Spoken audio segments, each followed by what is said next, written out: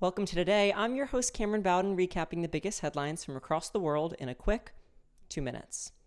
Washington, D.C. Police Chief Pamela Smith has agreed to increase cooperation between law enforcement and Immigration's Customs and Enforcement. An executive order signed by President Donald Trump and Smith says that metropolitan police officers may share information with immigration agencies.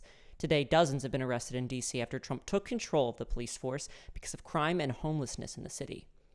California Governor Gavin Newsom has set a date for a special election in California over a new congressional map, which would erase 5 Republican U.S. House seats and flip them for Democrats.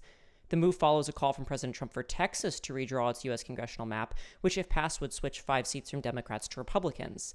The map is currently in limbo as Democratic state legislators from Texas fled the state, but legislators have shared just hours ago a plan to return to the state legislature.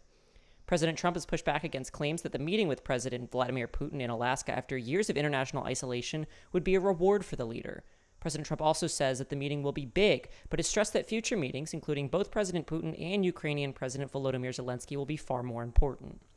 Florida Governor Ron DeSantis has announced plans to open a second immigration deportation center called the Deportation Depot. The announcement comes as the first detention center, Alligator Alcatraz, faces an unknown future at the hands of a federal judge determining whether the construction of the facility on an old airstrip breaks federal environmental laws. The organizers behind the upcoming 2028 Olympics in Los Angeles have broken Olympics tradition, offering the sale of naming rights for many of the stadiums that will be used for the games. The organizing committee says contracts are already underway with Honda and Comcast, justifying breaking precedents by saying the city isn't receiving government funding to assist in the massive costs accrued by the Olympic Games.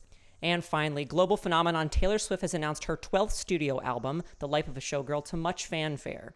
Released in a blitz of orange, which brands are quickly adopting to hop on the Taylor train, the 12-track album is set to release October 3rd, featuring a track with pop star and longtime friend of Swift, Sabrina Carpenter.